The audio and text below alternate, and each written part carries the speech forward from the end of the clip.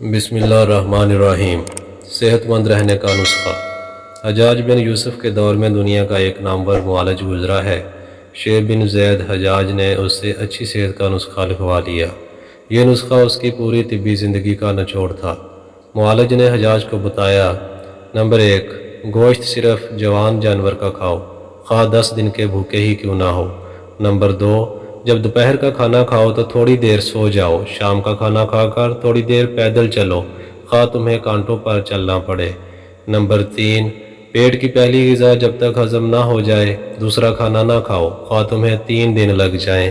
Number 4، جب تک wash room بیت الخلاء نہ جا لو سونے کے لیے بستر پر نہ جاؤ، خواہ تمہیں ساری رات کیوں نہ جاگنا پڑے۔ نمبر 5، پھلوں کے نئے موسم میں پھل کھاؤ، جب موسم جانے لگے تو پھل کھانا چھوڑ دو، خواہ تمہارے لیے کھانے کے لیے کوئی اور چیز دستیاب نہ ہو۔